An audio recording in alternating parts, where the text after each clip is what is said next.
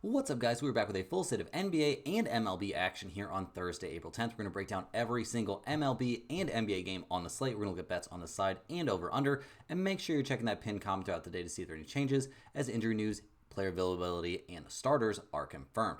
Yesterday, guys, a pretty solid showing there over on the MLB side. We had the Texas Rangers Chicago Cubs under 8.5, ended up with 8 total runs in that game, so it was a close one, but we do come away with the win. We had the Padres minus 130. That was a crazy low-scoring kind of pitcher's duel type game, which not exactly what I would have guessed, but we did have the Padres, and they win 2-1. We had the under there in the Houston-Seattle game, and that was looking good as gold until the 8th inning when all hell broke loose, so unfortunately a loss on that one, but we closed the day strong. Arizona minus 120. That was a 9-0 win there for the Diamondbacks, and we had the Dodgers at minus 158. They eventually win a squeaker 6-5, but we'll take it. A 4-1 day. Absolutely no problem there, guys. Slam the like button if you appreciate that good day and all the free information we're putting out every single day. Think of it as tipping, but here it's absolutely free. If you are new here, subscribe to the channel. That'll keep you from missing our daily videos. Comment below with any bets you're looking at today or any other feedback you have for me, and I will personally respond. Quick reminder, all of our videos are sponsored by StumpTheSpread.com. Click the link in the description to go over there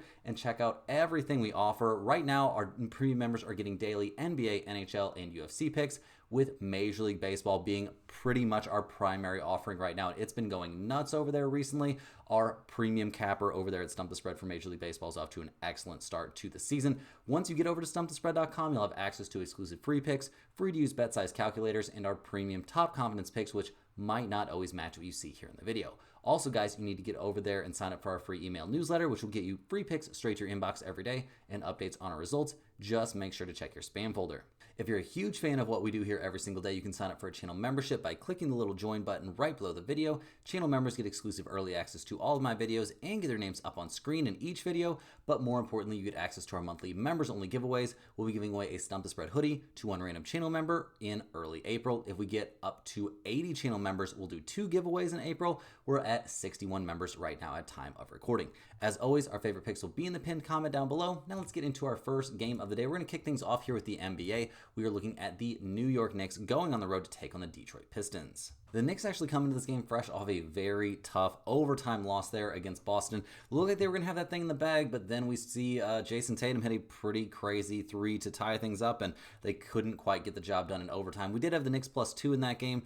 Feels tough to take a push there instead of a win, but they did do some positive things. They played relatively well out there. Obviously not the full strength Celtics, so that doesn't feel great if you're a Knicks fan, but they did some good stuff. And I mean, when you got Porzingis out there hitting logo threes, like, it's probably just not your night. Porzingis put up 34 points against them, but Brunson played well. Cat played well. We liked what we saw at times from Josh Hart. He had some big plays down the stretch. The bench continues to be a big problem, though, and the Knicks aren't going to win very many games where they shoot only 29% from 3. They did a good job on the boards. Got to give them big time credit there, but just not enough in the end. They're going up against Boston. So the Knicks, a team that, could, I don't know, we'll see what they can do in the playoffs. It's really very interesting to me.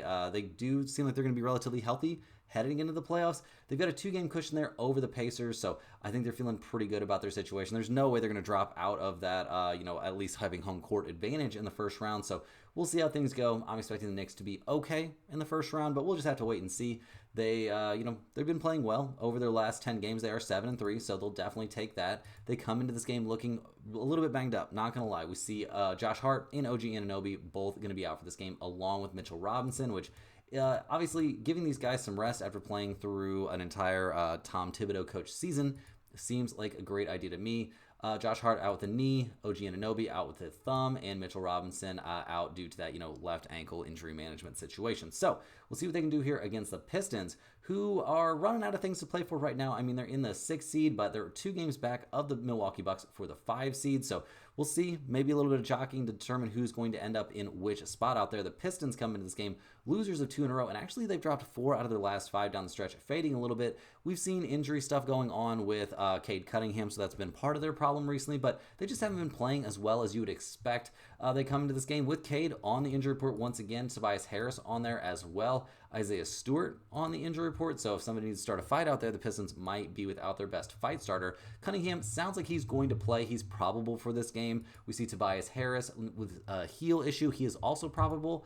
And Isaiah Stewart, guys, with his knee issue, he is officially questionable for this game. But to be honest, he doesn't move the needle for me a ton. He does a little bit, but not a ton here in this spot. So we'll see if the Pistons have a bounce back in them. Right now, they're being listed as significant favorites. They're 4.5-point favorites at home. We've got a total of 224.5. The Knicks, 18-21 against spread on the road, 16-12 against spread after a loss. Detroit, 18-20-1 against spread at home, but 21-13-1 against the spread coming off a loss. Guys, I think we're going to take these short-handed Pistons in this game. They've got more to play for than the Knicks. At least that's what it feels like to me. And with no Josh Hart, I think we're going to see the Knicks struggle a little bit. No OG Anunoby. There goes a big chunk of what's already a pretty mediocre offense. And what does that really, like, who does that open up more minutes for? We can see more Miles McBride, Cam Payne, Landry Shamet minutes. I don't think that's exactly a great thing. More Precious Achiuwa minutes might be indifferent, but also not great. Definitely give me the Pistons here at -4.5. Next up, guys, we've got the Cleveland Cavaliers going on the road to take on the Indiana Pacers. The Cavaliers come into this game fresh off of a pretty comfortable win there against the Chicago Bulls, and with the top spot out there in the East all wrapped up, they really are out of things to play for right now. So the goal for the Cavaliers at the moment has to be to go into the playoffs playing well, but more importantly, going into the playoffs completely healthy. And they're going to have plenty of time to, get healthy and all that kind of stuff, but they've got a couple more games to take care of, and we'll see who they actually run out there. In that game against the Bulls, we saw Darius Garland lead the way with 28 points. He played really well. Good to see him have a nice night. Mobley had a good night as well. Two big-time bench performances there from DeAndre Hunter and Ty Jerome. Both guys coming off the bench are going to be big-time weapons here in the playoffs, and the Cavaliers shot 50% from three. Like, you are not going to beat this team when they shoot the ball that well. So we'll see who they're actually putting out on the floor in this game. Obviously, they could be resting some guys, and it appears they very much will be doing that. We see Darius Garland, Donovan Mitchell, Max Strus, and Evan Mobley all listed as out for this game. Now, we have to look at the second stringer, see who's going to get, much increased minutes here. And right now it's looking like, we'll see more Ty Jerome, more Sam Merrill, more DeAndre Hunter, more Dean Wade as well. All pretty positive dudes to have out there on the floor. And even if you go deeper into the bench, like, this team has some pieces. Now, if we're going to see a bunch of Tristan Thompson minutes, that doesn't exactly make me thrilled, but overall, I do think this is a reasonable second string type of group there for the Cavaliers. Now, will they want to play those key guys like Ty Jerome and DeAndre Hunter a ton of minutes? Seems a little bit unlikely. You don't want to risk injury with those guys either here as they go on the road to take on the Indiana Pacers, who come into this game playing pretty well. They've won 5 in a row, but there's some pretty easy teams mixed in there, guys. They did beat the Nuggets. They also beat the Kings in that mix, but they also beat the Hornets, the Jazz, and the Wizards. And that win against the Wizards the last time out was pretty close. They only ended up winning by 6. Now, the Pacers really don't have a ton to play for unless they're trying to catch the Knicks there for that 3 seed, but I don't think we're going to see that probably happening. Seems kind of unlikely. They're, 3 games up in the Milwaukee Bucks, so the Pacers don't have to worry about losing home court advantage in the first round. That's obviously a very big deal for them.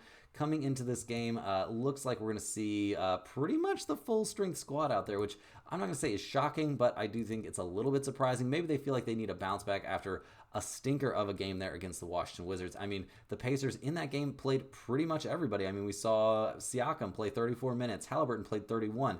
And it took everything they could do and a fourth quarter comeback kind of to knock off the Washington Wizards. The Pacers couldn't shoot the ball very well in that game. They did a good job on the boards, but not good enough, actually getting slightly out-rebounded there. And yeah, just not the typical night we expect to see from the Pacers. The bench looked okay. Mathurin 17, Obi Toppin 12, but the starters, guys, some questionable play there from Siakam in general. I mean, his numbers look good, but just was barely a -1 out there. Nembhard was a +13. Tyrese Halliburton, despite his 22 points, was a net 0 out there. So we'll see if they can bounce back here a little bit. Obviously, going up against the B team there for the Cavaliers. Indiana has a lot to prove in this one. They are, they're looking, like I said, they are looking healthy, looking like they're going to play everyone in this game. They are 9-point favorites. We got a total of 229.5. Cleveland, 24-15 against spread on the road. 38-23-1 against spread after a win. The Pacers 17-19-3 against the spread at home, 18-28-1 against the spread after a win this season. This is a weird spot, guys. I think I actually like the Cavaliers and the points in the spot. They're getting almost double-digit points here against a Pacers team that's not going to be thinking they have to try that hard since they're going up against the B team, but the Pacers are also in a bounce-back spot after a bad game there against the Wizards, so I could kind of see this going either way. I mean, who really in the backup squad there for Cleveland is going to guard guys like Siakam? Seems a little bit sketch, so this is generally speaking a stay-away spot for me, but I do think you could find some sneaky value there taking the Cavaliers and the points. Next on the docket, we're looking at the Atlanta Hawks going on the road to take on the Brooklyn Nets. The Hawks come into this game fresh off a loss there to the Magic, a 7-point loss. They couldn't quite keep things close enough to get us the cover in that game.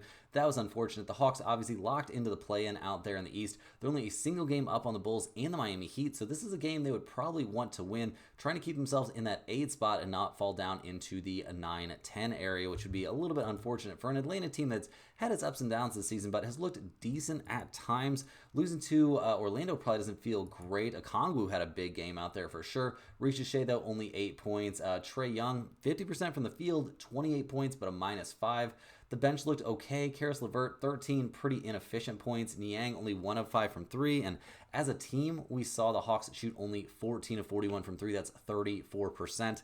That's not exactly going to get the job done for us. So, yeah, not loving what we saw from the Hawks in that one. Now, they're going up against a much weaker defense in this one, no doubt about that. In terms of their injury report, it appears they're going to have everybody ready to go. I mean, Trae Young on there as always, but he's listed as probable for this game. So we expect him to be out there as we go on the road to take on the Brooklyn Nets, who are 26-53 on the year after that win over the, C squad from the Pelicans. Obviously, this has not been the year the Brooklyn Nets imagined, but they were a team that was trying to tank it out, and they've made that dream a reality, so maybe they're fine with it. In that win against the Pelicans, we saw some interesting stuff out there. I mean, we saw the Nets get a good game there from Zaire Williams, but he only played 17 minutes. Nick Claxton also only played 17. Like, they tried really hard to lose this game with who they were putting on the floor, and it just wasn't going to happen. Drew Timme actually looking really good out there. Timme getting the South Park, sound going out there, but 16 points, 9 rebounds, an assist. Bro looked pretty good. Maybe earning him some more look there in the NBA, but other than that, they were really, really trying to lose this game, and they just couldn't quite get the job done. So kind of bad job there by the Nets winning that game. They're going to be even more determined to lose this one, and looking at that injury report, we once again see guys like D'Angelo Russell and Cameron Johnson listed as out. Day'Ron Sharpe also out. We expect guys like Claxton, Zaire Williams, Keon Johnson all to play extremely limited minutes once again, and that's why we see the Brooklyn Nets getting 13.5 points in this game. We've got a total of 226.5. Atlanta, 21-18 against spread on the road, 19-22 against spread after a loss. Brooklyn, 17-22 against spread at home, 13-12 against spread after a win. I don't know if I can justify not taking the Brooklyn Nets here, getting 13.5 points. Like, this is another pretty gross spot. A lot of gross spots coming up on a short NBA slate here, especially with tanking teams and teams trying to play well, all mixed in together. It's getting really, really convoluted. I just don't think with how well the Nets played there in their last game, they're really going to get blown out by 14 or more by the Atlanta Hawks, who are probably going to be just, chalking this game up as a win. I doubt they'll be taking it super seriously. So, yeah, this is a weird spot. Not going to be on it in a big way, but if you're begging me for a side, I kind of like the Nets and the points. Next up, guys, we got the New Orleans Pelicans going on the road to take on the Milwaukee Bucks. The Pelicans obviously have been out of it for a long, long time this season, a year that was destroyed by injuries. They just lost by 5 points there at Brooklyn in a game they were obviously trying to lose. Now they got to run it back against the Bucks. They did play the Bucks only a few days ago, losing 111-107, but now they have to go to Milwaukee. In that game against Milwaukee, we saw some interesting stuff there, honestly, from the Pelicans. We saw Antonio Reeves have a monster game, putting up 23 points. Missy putting up 18, Keon Brooks, Bruce Brown, all playing well. The bench looked good. I don't know, weird stuff, guys. They managed to keep this game very, very competitive. It was a makeup game, all that kind of stuff, but you don't expect this team to be doing much, and suddenly they're coming out and putting up a pretty good game. I mean, Elfrid Payton scored 0 points, but bro's still getting NBA minutes, and he had 10 assists in the game. So we'll see what the Pelicans do in this go around here against Milwaukee. Looking at their injury report, all the starters are going to be out, it looks like. I mean, I guess Alvarado, Bruce Brown, and Missy aren't necessarily listed as out, but I think they're all listed as questionable, it appears. Yeah, questionable, and questionable. So I'll be shocked really if any of them play, and if they do play, they'll play very limited minutes. So this is a hardcore tanking Pelicans team as they go on the road to take on the Milwaukee Bucks, who are trying to win games right now. They've won their last 5 in a row. They just took down the Timberwolves, and that crazy come from behind win. That's pretty nuts. Having Porter back is obviously a huge deal for this team. They could use all the help they could get at this point with Dame out, which, I mean, who knows if he's going to come back. That's obviously the thing that's being whispered around. That's a possibility.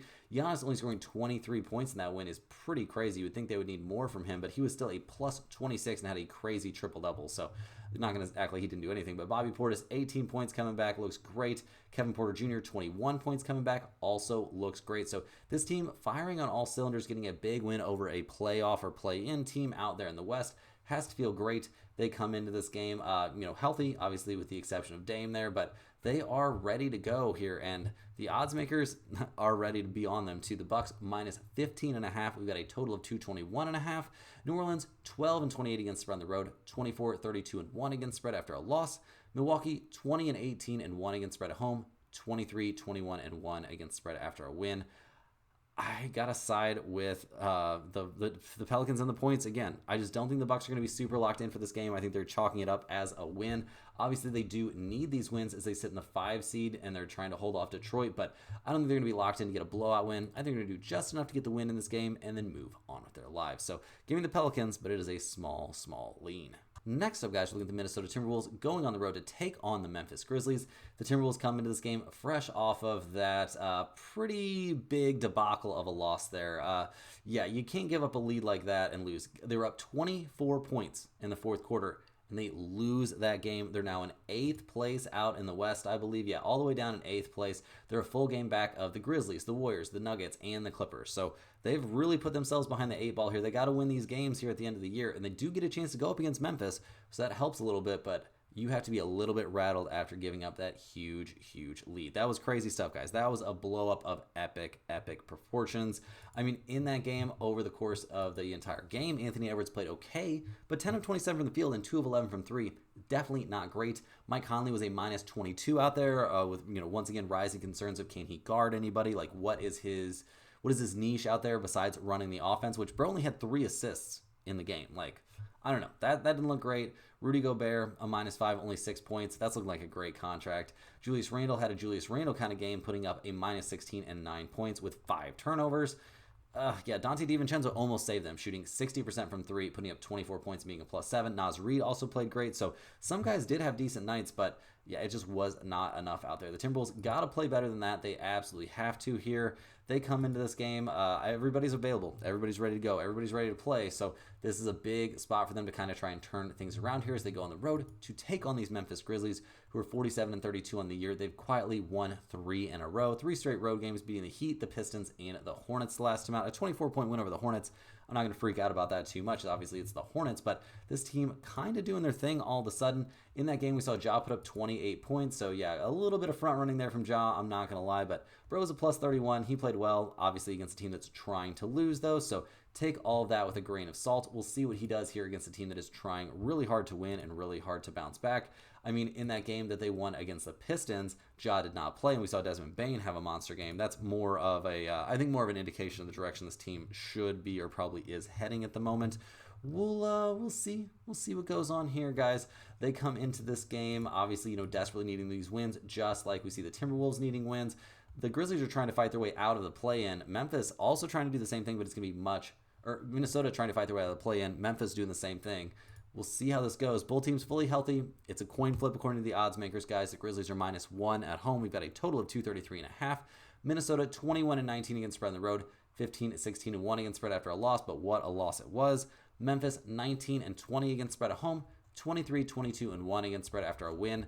I like the Timberwolves here a decent amount. It's not going in the pin comment, probably. I would say it's got an outside chance. I think the Timberwolves are going to bounce back from this in a huge way. I don't think Anthony Edwards is going to be having any of this. There's no way Julius Randle is going to play as bad. I don't think there's any way that DiVincenzo is going to play as good, but I think things are going to balance out a little bit here. I think the Grizzlies are a little bit fake news right now. I mean, this winning streak they're on is not against good teams, and they have all been close games except for that game against the Hornets. So give me the Timberwolves as a small lean in this last NBA game of the night. But now, guys, let's hop over. We are going to look at the full, albeit short, MLB slate for the day. See if we can find some good value out there. Obviously, coming off a big MLB day yesterday. First on the docket, guys, we're looking at the Los Angeles Angels. They come into this game going on the road to take on the Tampa Bay Rays.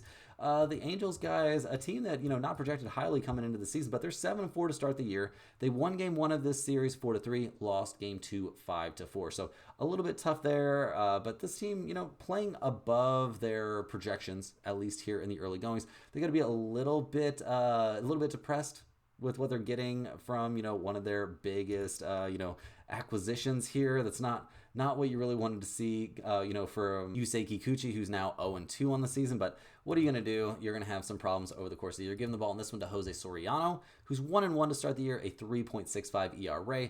A very good start against the White Sox, a very bad start there. His last time out against Cleveland, 5 1/3 innings, 5 hits, 5 earned runs, 2 home runs. He did strike out 9, but he also walked 3. And yeah, when you're giving up home runs like that, the strikeout numbers don't really matter so much. So we'll see if he can bounce back. Obviously, I would say Tampa Bay, not as good of an offensive team as Cleveland. We'll see how things go down the stretch in terms of, the bullpen situations right now. And look, guys, we're not trying to overreact to bullpen stuff here this early in the season, but the Angels bullpen has been very bad to start the year. A 5.65 bullpen ERA is absolutely not getting the job done. So work to do there in the bullpen. The offense is off to a better than projected start, but those numbers are starting to slump here already. They're down to 19th in the majors in batting average, 16th in the majors in on-base percentage. Logan O'Hoppe is off to a pretty good start to the year, though, so got to give him some credit. We'll see what he can do and what the team can do in general against the Tampa Bay Rays, who are 5-6 on the season.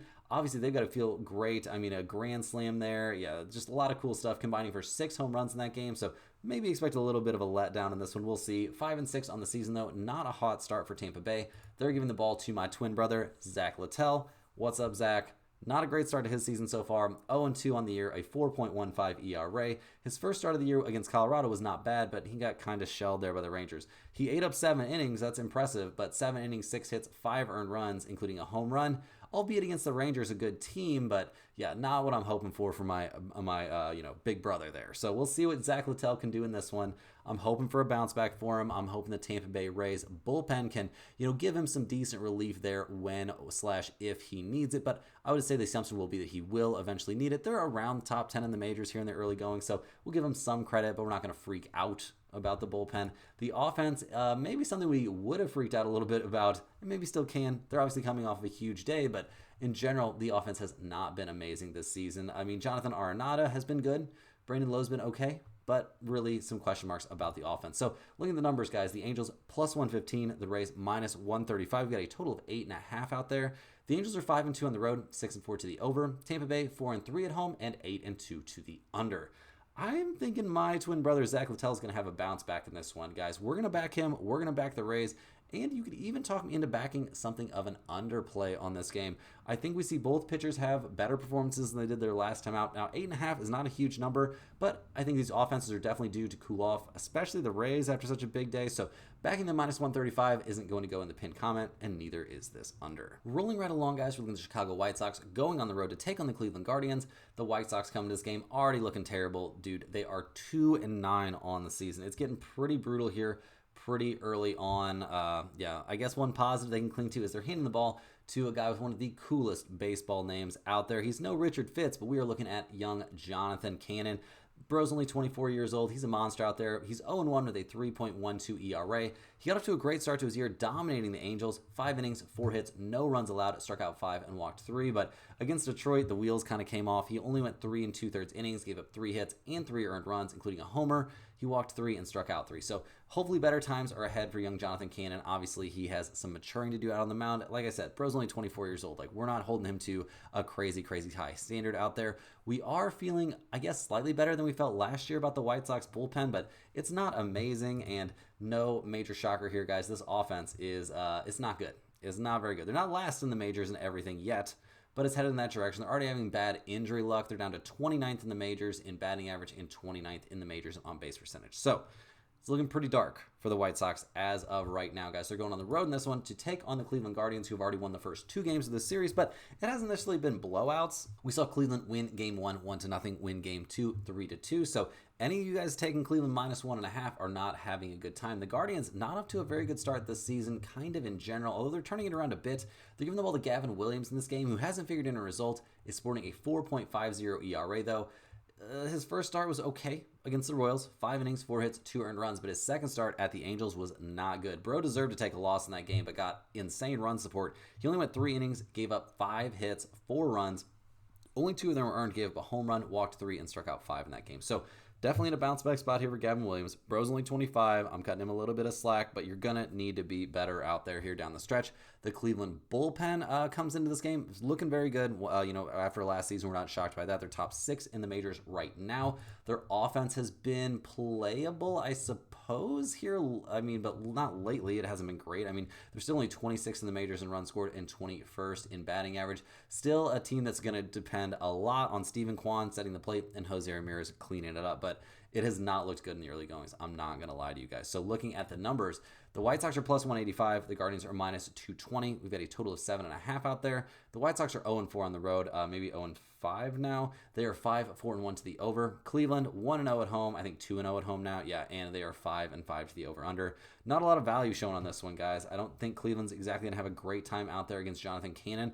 I would lean maybe. I know that's crazy. That's crazy. I can't really justify the under that much in this game since I don't love either starter. I do kind of like Jonathan Cannon to have a decent outing here. A team you really only have to worry a ton about 2 different guys. So maybe this is a wild, weird spot to get a little bit of money down on the White Sox at plus 185. Obviously, you could do a very, very small bet, a unit, like less than a unit, like half a unit, a quarter of a unit on the White Sox because, you're getting almost 2-1 here on your money in a baseball game, and anything can technically happen. Next up, guys, look at the Minnesota Twins going on the road to take on the Kansas City Royals. The Twins come into this game 4-8 on the season. They just won game 3 of this 4-game series, so they'll definitely take that. Joe Ryan, a huge bounce back performance there. He went out there 7 scoreless innings, very, very good stuff, and he got 4 runs of support.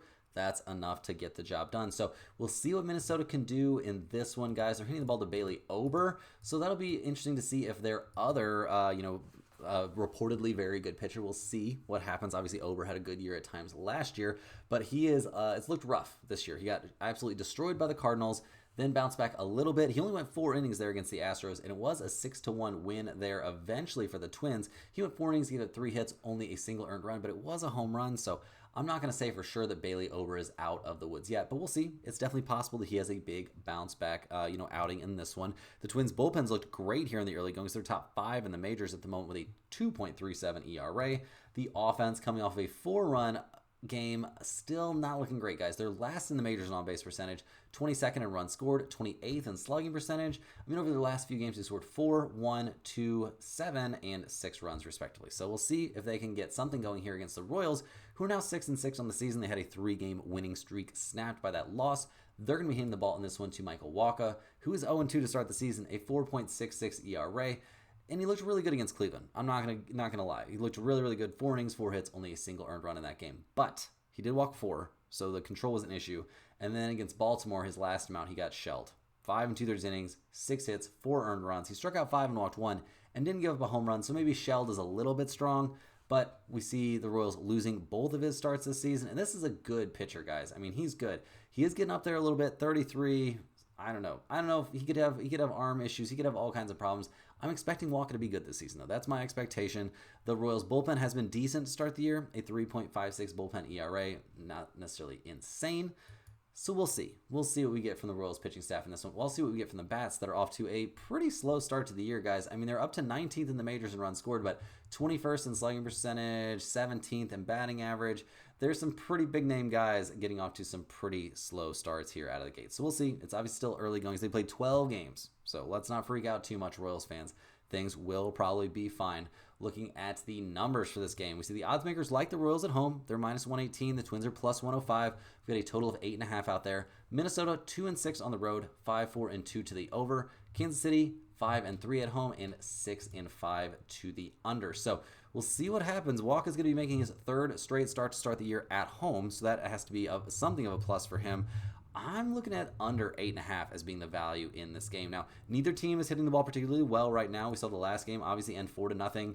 No game so far in this 3-game series has even approached 8 runs. So I think under 8.5 is very, very live in this one. I think Walker will be better. I think Bailey Ober is going to be better. And neither team's hitting the cover off the ball. Definitely give me that under 8.5. Next up, guys, we're looking at the Milwaukee Brewers going on the road here to take on the Colorado Rockies. The Brewers and Rockies are actually still playing right now. Milwaukee's up 10-2 in the bottom of the 7th inning. So things are looking pretty good for Milwaukee to win Game 2 of this series and continue, coming back after a weak start to their season, getting swept by the Yankees. But things are looking much better out there in Milwaukee right now. Unfortunately, we don't have a starter confirmed for them for this game, which is kind of annoying, but also kind of understandable. We don't know who they're going to run out there, really.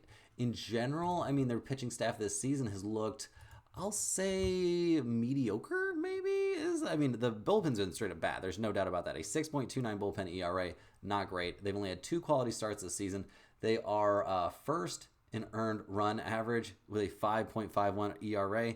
Yeah, that's not the kind of spot where you want to be first. So, yeah, not loving what we're seeing from the Brewers in general out of their pitching staff. The offense, on the other hand, is coming around. We'll see what they can do. I mean, obviously, the stats from tonight's game aren't worked in, and they're having a very good game, obviously putting up 10 runs. So we'll see. Not a lot of information right now to give out about the Brewers, but it seems like they're turning things around, and it does seem like they are certainly the better team in this series, at least so far, as they take on the Colorado Rockies, who are off to a predictably rocky start, guys. They're 2-8, looking like they're going to be 2-9 on the season, so not great. They're hitting the ball to Ryan Feltner, who is yet to figure in a result this season. He's pitched a couple of games, a very respectable start there at Tampa Bay. 5 innings, 4 hits, 2 earned runs. He's given up a home run in each one of his starts, though. He walked 1 and struck out 5, and then against the A's, things did not go well. He gave up 8 hits over 5 innings, only 2 earned runs, but 3 overall, and he gave up a home run in that one as well. And that was a 6-3 loss. Both of his outings have been losses for the Rockies. So, yeah, I don't know if I have a ton of crazy positive stuff to say about Feltner. I have no positive stuff to say about that Rockies bullpen. They are worst in the majors here in the early goings already. The offense isn't getting the kind of boost that you would normally hope to get there from, playing at the most hitter-friendly park in the majors. They're tied for second to last in the majors in runs scored, and yeah, just not a lot of numbers that are headed in the positive direction for the Rockies. That being said, they're plus 100 in this game. We've got a total of 10.5. Milwaukee, 1-3 on the road, looking like they're going to be 2-3 on the road, 6-5 to the under. Colorado, 1-3 at home, 6-3-1 to the under. Could you interest me in under 10.5 in this game? Well, we don't know who's starting for the Brewers, so that's a big deal, obviously. So this one probably can't go in the pinned comment regardless, but I'm going to be leaning slightly towards the under with the idea that Feltner might have a little bit of a bounce back, but you could definitely just take the Brewers here at something reasonable like minus 115, and whoever they put out on the mound know they're in pretty good shape against the Colorado Rockies. Next up, guys, looking at the Toronto Blue Jays going on the road in this one to take on the Boston Red Sox. The Blue Jays have so far swept the first 3 games of this series there at Fenway. Pretty dominant stuff. It did take them 11 innings there to get the job done, but they win 2-1 in a very low-scoring affair there at Fenway. So, yeah, pretty good stuff. Blue Jays 8-5 to start the year. They've got to love the direction things are going. They're hitting the ball in this one to Chris Bassett, this veteran 36-year-old, off to a dazzling start. He's 1-0, a 0.71 ERA, a very good, although hit-rattled, start there against Baltimore. Gave him 8 hits over 6 innings, but only a single earned run. He struck out 7 and walked 2. Then Bro went into the Mets, guys, and dominated 6 2/3 innings, 4 hits, 9 strikeouts, no runs allowed. Dominant stuff. Now he gets to go up against the Red Sox here with a chance to complete the sweep. We'll see if he's up to the task. We'll see if that Toronto bullpen can continue to progress in the right direction. They're down to a 4.68 bullpen ERA, so headed in the right direction after a bit of a bad start, but there's some arms out there. It's looking a little bit better than it did last year at minimum. So we'll see what they can do here on the road in Fenway against the Red Sox, who've now lost 3 in a row. They're down to 6-7 on the year. They're giving the ball to Walker Buehler, hoping he can turn things around for them, and it's been a tale of kind of mediocrity, honestly, for Walker Buehler here in the early goings. An 8.68 ERA, thanks to kind of getting knocked around in both starts. Got knocked around at the Rangers, 4 1/3 innings, 7 hits, 4 earned runs, and a home run in that one. And then Bro got shelled by the Cardinals, but didn't take the loss because his team gave him 13 runs of support. He only lasted 5 innings, gave up 7 hits, 5 earned runs, and 2 home runs there against St. Louis. So Walker Buehler needs to get his stuff figured out. I don't know what to say, man. You're not looking so good here in the early goings. This bullpen for the Red Sox over the early goings hasn't been terrible. A 3.72 bullpen ERA is not god-awful, but it's also not amazing. The offense has had some big games for sure, but their numbers are really being boosted there by those big games. I mean, you put up 18 and 13 points respectively again in 2 of those games against the Cardinals. That's going to slant all your numbers and make it look like you're having a lot better start to the year than you actually end up having. I mean, over the series so far, they've scored 2, 1, and 1 runs respectively. That's not going to get the job done. That is not going to work. Looking at the numbers, the Blue Jays are minus 105, the Red Sox minus 110. We've got a total of 9 in this game. Toronto 2-3 on the road. They are 8-3-1 to the under. Boston 3-2 at home, 6-4-2 to the under. I mean, I'm taking the Blue Jays and I'm taking the under. I don't know. Both of those seem very reasonable to me. Probably going to lean towards the Blue Jays at minus 105. I love what I'm seeing from Chris Bassett here in the early goings. Either way, I don't think we're going to see some huge, massive offensive outburst, even though the odds makers have this total at 9, which obviously makes me think there's going to be more offense. I don't think there's going to be that much, so I think the under is very reasonable. I think the Blue Jays at -105 is extremely reasonable. Last but not least, guys, we're looking at the Philadelphia Phillies going on the road to take on the Atlanta Braves. The Phillies come into this game 8-3 on the season, fresh off of a win. They're a 4-3 win thanks to Trey Turner. Yeah, very good stuff there. 4-3 win. The Phillies could definitely use it there. They're trying to keep things pointing in the right direction. They're off to a good start, 8-3 on the season. They did win a series there against the Dodgers already, so they've got that to crow about. They're hitting the ball to Jesus Luzardo in this game, who's off to a fantastic start. The young 27-year-old lefty is 2-0 with a 1.50 ERA. He did a good job against Washington. I mean, 5 innings, 5 hits, 2 earned runs, and an 11-6 win there, but we see him crushing the Dodgers his next time out. 7 innings, 2 hits, 8 strikeouts, 2 walks, no runs allowed, and a 3-2 win there for the Phillies. So, Luzardo off to a fantastic start. The Phillies have to be all kinds of pumped up about that. The bullpen now, definitely not going to be pumped up about that. I mean, a 4.15 bullpen ERA is not great. The offense, I mean, 4, 5, 8, 1, and 3 runs over their last few games. Okay, Trey Turner getting that clutch hit, that's nice. But we see Schwarber, who's really been, leading the way. And I mean, I say a nice hit. He had a home run, a tie-breaking home run there in the 9th inning. So that's a huge hit. That's obviously a monster hit. They're actually 1st in the majors in on-base percentage, 4th in batting average, 5th in slugging percentage, and they put up 50 runs this season. That is tied for 11th in the majors. So a lot to like here for the Phillies as they go on the road to take on the Braves. In this one, they're off to a horrifying start. They're 2-9 on the year to start things off. A disaster start. They're hitting the ball in this one to Spencer Schwellenbach, hoping he can turn things around for him because Bro has looked very good in his 2 starts this year. I mean, very good. He has yet to give him an earned run. He went 6 innings against the Padres, gave up 1 hit, struck out 4, walked 1. Yikes. His team loses 1-0. Then we see a 10-0 win there for Atlanta, guys, in an 8-inning, 2-hit, 10 strikeout, no walk appearance against the Miami Marlins. So, Spencer Schwellenbach, 24 years old, killing it. Absolutely killing it. So love what we're seeing from Schwellenbach here. The Atlanta Braves bullpen not looking as good as last season here in the early goings at least, but they have hopes of turning things around. But a 4.09 ERA coming out of the pen right now, obviously a big concern. The bats have been pretty cold to start things off, guys. They are 26th in the majors in slugging percentage, 29th in runs scored. Somebody's got to start hitting the ball out there or this team's going to have a bad time. Marcell Ozuna had an insane start to the year last year. So far, his start to this season, not so insane. A 273 batting average, a 394 slugging, not great. Not great. So we'll see what he can do to turn things around. The odds makers actually like the Braves here at -125. The Phillies at +105. We had a total of 8 out there. The Phillies 2-2 on the road, 6-4 to the under. Atlanta 2-1 at home, 5-4-1 to the under. I'm going to be leaning towards the Braves with Schwellenbach on the mound. So just slightly, though, I think the under is actually the more value play in this one. But am I going to take the under here with these 2 bullpens? Seems a bit sketchy. Probably sign me up for a no-run first inning on this game or something in terms of, an under in the first 5. Seems much more reasonable to me. That's all the games we have for today, guys. Hit that like button for good luck on all of your bets. Subscribe to the channel if you're new. Get over to stumpthespread.com for sure. Get on that email list. Tons of free information coming out there. Check on the the free picks tab over there as well. We could also have some golf plays going up. You never know what you're going to find over there under the free picks tab. Make sure you let me know in the comments any questions you have, and we will see you guys tomorrow for more sports betting action.